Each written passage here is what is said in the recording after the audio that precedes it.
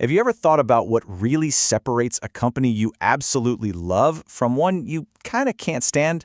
A lot of the time, it's about way more than just the stuff they sell. Today, we're going to pull back the curtain on the invisible architecture behind truly great companies, their social responsibility and business ethics. We're going to break down the principles that really guide how they operate in the world. So, let's dive right in.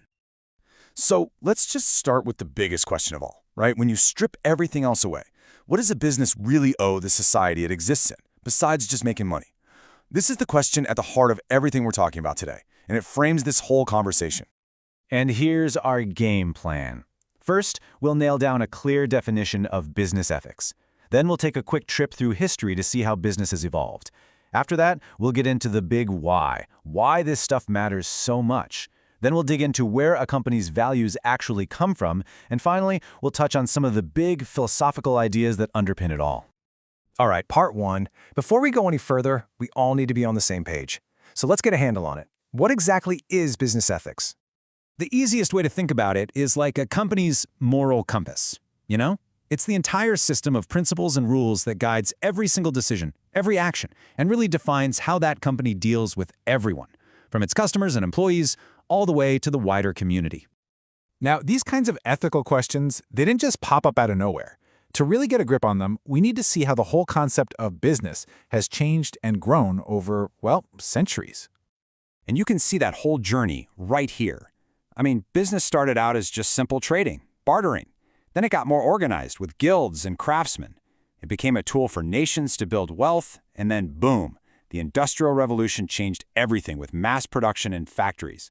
And each one of those steps made business bigger and more impactful, which brings us to today's massive global corporations that have these incredibly complex relationships with, well, everyone. And with all that complexity, the stakes for ethical behavior are just higher than they've ever been. So this really gets to the heart of it all. We know what ethics are, but why are they so important? Why can't a business just focus on turning a profit and, call it a day? Well, the impact is just so much bigger than the company itself. Think about it. Ethical business practices are what build trust, and that trust is kind of like the glue that holds our whole economy together. It's what protects us as consumers, what protects employees, what protects the environment. It helps create stable communities where we can all grow and succeed. And here's the kicker. Ethics aren't just good for society, they are absolutely essential for the business itself. I like to think of it like the roots of a giant tree.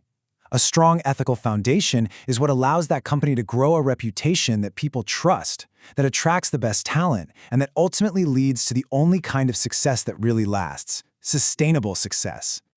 Okay, so if ethics are this critical, where do they actually come from inside a company? It's not just one thing. It's really a combination of different influences all working at the same time. We can really break it down into three levels. It all starts with the individual, right? The personal morals and values that every single person brings with them to work. Then you have the organizational level, which is super powerful. This is the culture that's set by leaders, the official codes of conduct.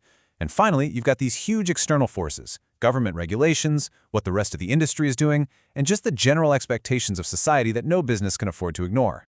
And for our last piece here, let's zoom all the way out. Because all these practical business rules we've been talking about, they're built on centuries of really deep thinking, from philosophy, about what it even means to do the right thing. So let's look at two major ways of thinking. On one hand, you've got utilitarianism. This is all about the outcome. The most ethical choice is the one that does the most good for the most people. But on the other hand, you have deontology, which is all about duty. It says that some actions are just inherently right or wrong, no matter what the consequences are. For instance, a utilitarian might say laying off some workers is okay if it saves the company and everyone else's job, but a deontologist might argue that the company has a duty to every single employee and a layoff is just wrong. Full stop. It just goes to show you, even when people have the best intentions, they can come to very different ethical conclusions. And really, if there's just one big idea you take away from all this, let it be this. Ethics isn't some extra thing you bolt on. It's not a department down the hall. It is the very fabric, the very foundation of any successful company that's built to last. So I'll leave you with this final thought. In all the roles you play in your life, as a consumer, as an employee, maybe someday as a leader, what is the ethical standard that you are going to demand? Because your answer doesn't just define you, it's what helps shape the future of business for every single one of us. Thanks for joining me.